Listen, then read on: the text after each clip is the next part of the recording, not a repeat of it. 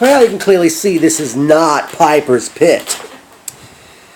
I am longtime independent wrestling fan Robert. Just got in from Borough Wrestling's debut show Hard Knocks, which took place at the Ludus Wrestling Center in Brooklyn, New York. The show kicked off with newly crowned Fighting Spirit Wrestling Heavyweight Champion, Man of Steel Mike Verna, and his manager PJ Stackpole come to the ring. Verna took the microphone and he announced the new general manager of Borough Wrestling, even though this was only their debut show, that the GM is PJ Stackpole. Stackpole seemed speechless about the whole thing. Eventually, Scumbag Nation, Rude Boy Riley, and Logan Black come out, and I forgot what they ended up saying, and eventually they brought out Cuban crippler Ricky Reyes to the ring. But then the FBI, Little Guido and Tony Mamaluke made the save. And, was it Stackpole, I think? Made the match, the six-man tag match for later in the show. We kicked off the in-ring action with indestructible Joey Tell defeating the Sandman on disqualification when Sandman took his Singapore cane and basically decided to play ball with Attell's head, and he ended up nailing Ref Ozzy, sending him the deep to right field, so to speak. Our second matchup, which was very good, saw the Grim Reaper defeat the Master, Wes Draven, in a very good matchup.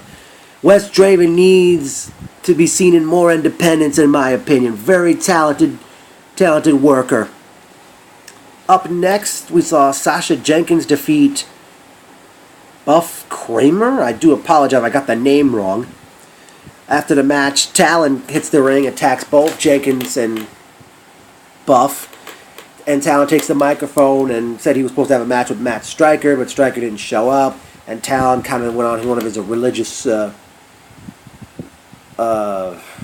crusades, shall we say. Up next was tag team action. Azriel and Bandito Jr. were set to face the SAT, Joel and Will Maximo. But then, Fighting Spirit Wrestling Tag Team Champions, the opposition, Jason Nevins and Superstar Whiplash, they come out and feel, this show should have tag team champions. So the opposition decided to insert themselves in a match and put the belts on the line. And we ended up seeing the SAT defeat Azrael Bandito Jr. and the opposition to become the new Fighting Spirit Wrestling Tag Team Champions. After the match, the opposition weren't happy about losing the belts, and Bandito, I think, took the microphone saying he and Azrael would like a shot at the SAT in a standard tag match. Joel Maximo took the microphone and he declared at the next Fighting Spirit Wrestling show, which is titled Last Resort, Friday night, July 18th, that the SAT will defend their newly won tag team belts against the now former champions, the opposition, the Beaver Boys, Alex Reynolds and John Silver, and representing House of Pain, Hakeem Ali and Nick Payne. From there, in a three-way matchup, the Machine Sam Shields defeated the Greek God Papadon and the Black G's. Very good three-way matchup there.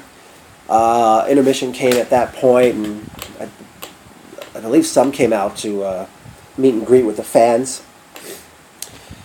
From there, we saw the six-man tag team match as Man of Steel Mike Verna and the FBI defeated Scumbag Nation and Cuban crippler Ricky Reyes in a very good matchup. And in the main event, the premier athlete Tony Nese defeated Trent Beretta in a very good matchup. These two guys always mash and click so well. It's almost like magic when they touch, shall we say. I enjoyed this very much. Very impressive debut. Great meeting Troy Thompson.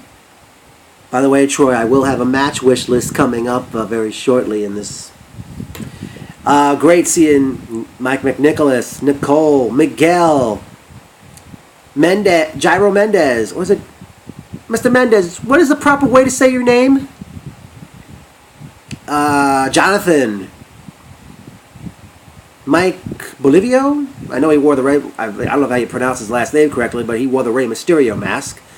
FSW's own Selfie Josh and Sonic. I know it's Joey Shatino from Wrestling Snobs. Seeing that Daniel Ethan was not in attendance, I guess they will not have their own video recap. Pretty good crowd turned out for this event. Here's some memorable quotes time.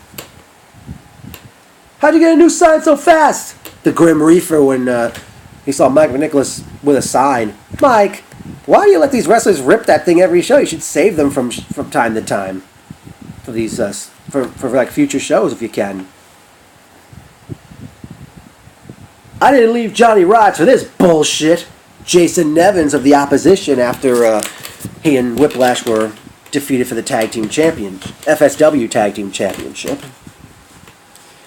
Seeing that the next, well, here's a cheap plug. 5 Borough Wrestling will have their next show on Friday night, July 25th, from the Ludus Wrestling Center, located at 133 29th Street in Brooklyn, New York. And I did see a flyer or poster posted on the back of the front door. And here are the ones listed for that show. ECW Triple Crown winner, Mikey Whipwreck. Independent wrestling legend, the Fallen Angel, Christopher Daniels. Independent star, A.R. Fox. The Big O. Former WCW Cruiserweight champion, Juventud Guerrera. The Greek god, Papadon. From that famous Samoan family, Lance Adewai. The SAT. Man of Steel, Mike Verna. The Scumbag Nation. The Grim Reaper. Wes Draven, and Talon. But here are some matches I would like to see on that show. I would like to see Man of Steel Mike Verna one-on-one with Cuban Crippler Ricky Reyes. Matt Stryker, if he's available, against Talon one-on-one. Definitely a lot of... here's a few people I'd like to see in 5 Borough Wrestling, Troy. Rob Vegas, great worker. Mike Donovan, another great worker. Oh, man, there's so many I could think of. I'll probably post it on Facebook for you guys as we go on. Great talking with Joel Maximo after the show was over. Mike Vernon, PJ Stackpole, thank you for that photo, guys. That was quite a photo there. Yeah. Definitely try to get more people to come July 25th and July 18th. Great talking to Superstar Whiplash. Man, that guy can go in the ring. Ugh.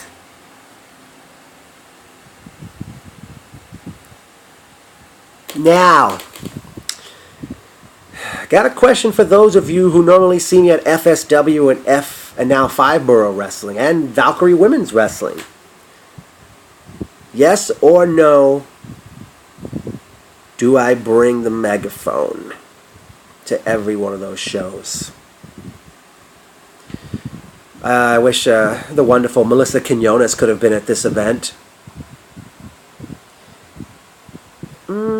Surprised we only had 7 matches. I mean, the norm for a lot of shows out there is like 8, 9, 10 matches. Unless something got scratched.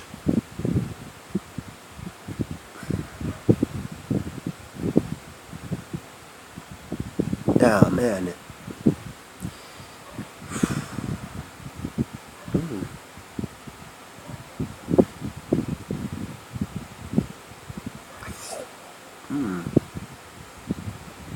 I forgot to mention, as Verna and the FBI celebrated their victory, Verna announced to the crowd that it's Tony Mamaluke's final match, so I'm guessing we will be, no more FBI matches, unless Little Guido finds a new tag team partner.